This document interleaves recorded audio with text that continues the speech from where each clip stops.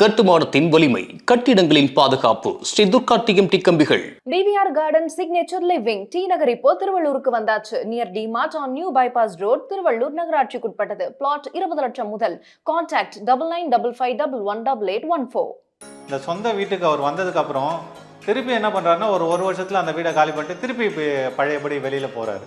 வெளியில் போயிட்டு திருப்பி வந்து வாடகை வீட்டில் குடியிருக்காரு. சரி, ஏன் இவருக்கு இந்த வீட்டில் இருக்கும்போது அந்த நிகழ்வு அப்படின்னு பார்த்தீங்கன்னா, இந்த ஈசான்யத்தில் இருக்கிற மாடிப்படி அமைப்பு இவரை சரியாக சிந்திக்க விடாத ஒரு தன்மை. அப்போது அந்த வீட்டில் வந்து நீங்கள் என்ன தான் வாஸ்துப்படி நீங்கள் வந்து வீடு கட்டி இருந்தாலும் நீங்கள் அந்த வீட்டில் வந்து அந்த பாவகங்கள் சம்மந்தப்பட்ட இடங்களில் வந்து உங்களுக்கு பிரச்சனை இருக்குமானா கண்டிப்பாக இருக்குங்க. பக்தி கஃபே நேயர்கள் அனைவருக்கும் வணக்கம். நான் உங்கள் ஏஎல்பி ஜோதிடர் கிரி ஜானகிராமன், வாஸ்து நிபுணர். இப்போ நம்ம இன்றைக்கி இந்த நிகழ்வில் வந்து என்ன பார்க்க போகிறோன்னா, ஒரு வாஸ்து சம்பந்தமான ஒரு பதிவு தான் பார்க்க போகிறோம். என்னுடைய நண்பர் ஒருத்தர் வந்து சொந்த வீடு கட்டிட்டாருங்க.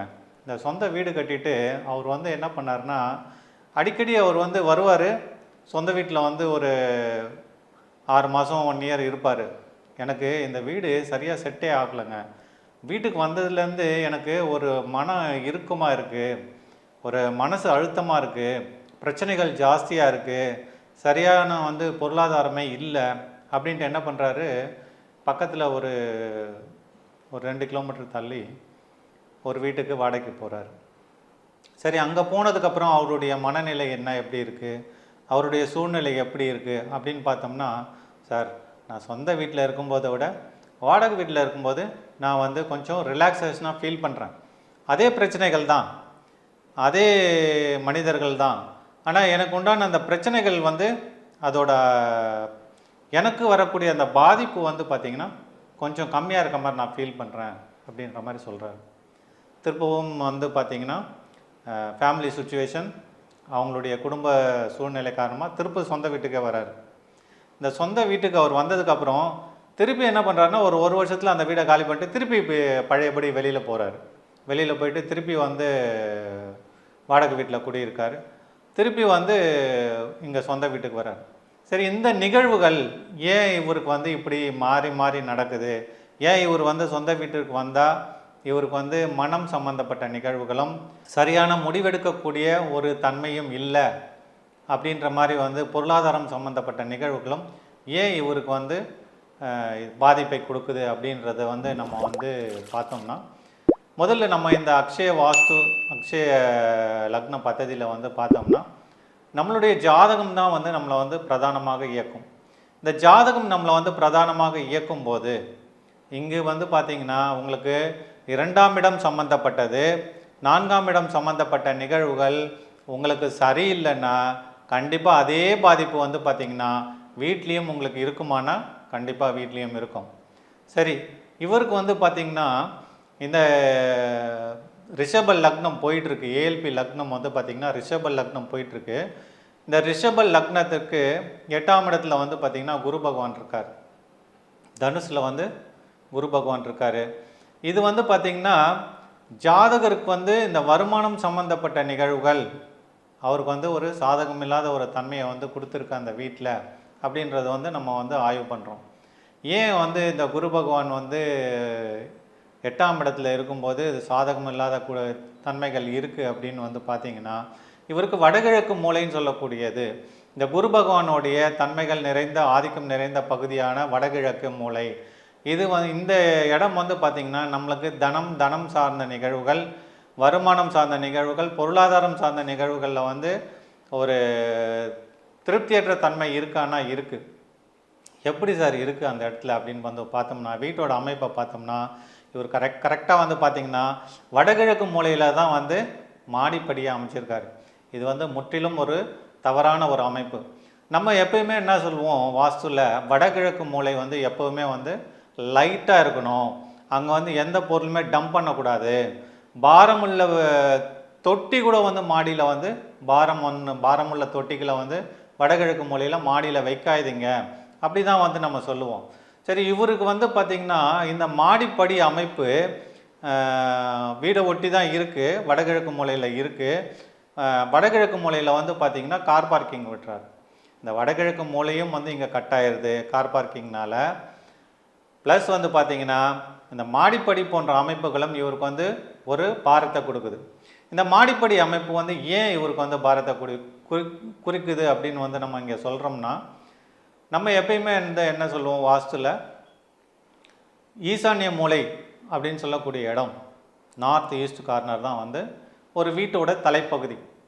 இந்த தலைப்பகுதி வந்து நம்மளுக்கு வந்து ரொம்ப இம்பார்ட்டண்ட். இந்த தலைப்பகுதியில் வந்து நம்மளுக்கு அதிகமான பாரத்தை தூக்கி நம்ம வந்து லோட் பண்ணோம்னா நம்மளால் சுமக்க முடியுமா சொல்லுங்கள்?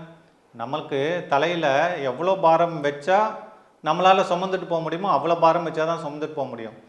ஒரு 5 கிலோ பாரம் சுமக்கிற ஒரு இடத்துல ஒரு 50 கிலோ பாரத்தை தூக்கி தலையில் வச்சோம்னா அதே மாதிரி தாங்க இந்த மாடிப்படி உள்ள அமைப்புகள். ஈசானிய மூலையில் வந்து இந்த மாடிப்படி இருக்கிற ஒரு அமைப்பு அங்கே ஒரு அதிகமான பாரத்தை கொடுக்குதானா? அதிகமான பாரத்தை கொடுக்குது. சரி, ஏன் இவருக்கு இந்த வீட்டில் இருக்கும்போது அந்த நிகழ்வு அப்படின்னு பார்த்தீங்கன்னா, இந்த ஈசானியத்தில் இருக்கிற மாடிப்படி அமைப்பு இவரை சரியாக சிந்திக்க விடாத ஒரு தன்மை. நம்ம என்ன சொல்லுவோம், எஞ்சான் உடம்புக்கு சிரசே பிரதானம் சொல்லுவோம். அது மாதிரி இந்த வீட்டுக்கு வந்து பார்த்திங்கன்னா வடகிழக்கு மூலை வந்து ரொம்பவும் முக்கியமாக நம்ம வந்து பார்க்க வேண்டிய ஒன்று. இது வந்து பார்த்திங்கன்னா பொருளாதாரம் சம்மந்தப்பட்ட நிகழ்வுகள். ஒரு வீட்டோட ஆண்மகன் வந்து சரியாக முடிவெடுக்கக்கூடிய திறன் இருக்கா இல்லையா அப்படின்றதே வந்து பார்த்திங்கன்னா நம்ம இந்த வீட்டோட வடகிழக்கு மூலை சம்மந்தப்பட்ட இடங்கள் எப்படி இருக்குது, இவங்க எப்படி வச்சுருக்காங்க, அது தவறான கட்டிட அமைப்பு இருக்கா, சரியான கட்டிட அமைப்பு இருக்கான்னு பொறுத்து தான் நம்ம வந்து சொல்லுவோம். ரெண்டாவது, இந்த வடகிழக்கு மூலை ஏன் நம்ம இவ்வளோ இம்பார்ட்டன்ட் கொடுத்து வந்து பார்க்குறோன்னா, இது வந்து ஒரு ஆண் தன்மை உள்ள இடம்னு சொல்லுவோம். இந்த ஆண் தன்மை உள்ள இடத்துல நீங்கள் வந்து ஒரு டிஸ்டர்பன்ஸோ இல்லை வந்து ஒரு கட் மாதிரி ஒரு அமைப்போ, கார் பார்க்கிங்காக கட் பண்ணி விட்டுறாங்கனாலும் அது வந்து தவறான ஒரு அமைப்பு தான்.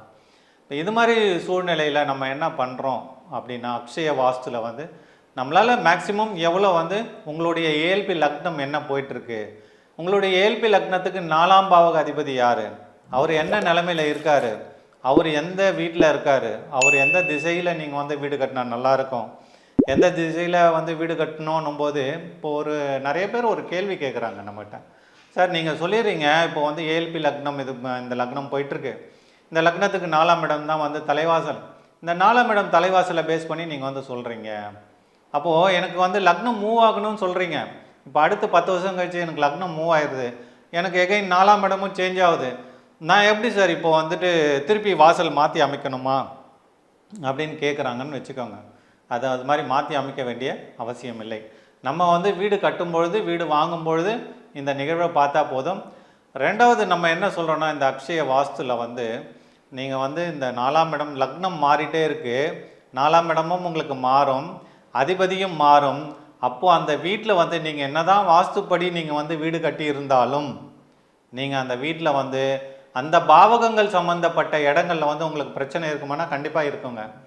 நீங்கள் ஒரு 6ஆம் இடம் சம்மந்தப்பட்ட நிகழ்வு வந்து உங்களுக்கு ஜாதகத்தில் வந்து சரியில்லை, அக்ஷய லக்ன பத்தி பிரகாரம் அவங்க வீட்டில் போய் பாருங்கள், கண்டிப்பாக கிச்சனில் ப்ராப்ளம் இருக்கும், கிச்சன் சுத்தமாக வச்சுருக்க மாட்டாங்க, கிச்சனுக்குள்ளே போனாலே ஒரு வாசனை, அதாவது தேவையற்ற வாசனை, அது மாதிரி வந்து ஒரு டிஸ்டர்பன்ஸ்லாம் இருக்கும், குப்பைகள் நிறைய அது அடைஞ்சிருக்கும், சிங்க்கு ஒழுங்காக கழுவ மாட்டாங்க. இது மாதிரி நிகழ்வுகள் வந்து நம்ம நிறைய பார்க்கலாம் ஜென்ரல் டே டு டே லைஃப்பில். அதனால் நம்ம என்ன இப்போ ஃபைனலாக சொல்ல வரோம் அப்படின்னு பார்த்தீங்கன்னா, இந்த வடகிழக்கு மூலையை எவ்வளோ கரெக்டாக ஹேண்டில் பண்ண முடியுமோ அவ்வளோ கரெக்டாக ஹேண்டில் பண்ணோம். அதை பொறுத்து தான் நம்மளுக்கு ஜாதகமும் இந்த வாஸ்துவும் இணைந்து தான் வந்து இந்த இடத்துல வந்து பயணிக்கும் அப்படின்றத வந்து தெரிவித்துக்கிறோம். மீண்டும் ஒரு இனிய பதிவில் சந்திப்போம். நன்றி, வணக்கம். இந்த வீடியோ உங்களுக்கு பிடிச்சிருந்தா லைக் பண்ணுங்க, ஷேர் பண்ணுங்க, கமெண்ட் பண்ணுங்க. மறக்காம பெல் பட்டனை கிளிக் பண்ணிட்டு பக்தி கஃபே தமிழ் சேனலை சப்ஸ்கிரைப் பண்ணிடுங்க.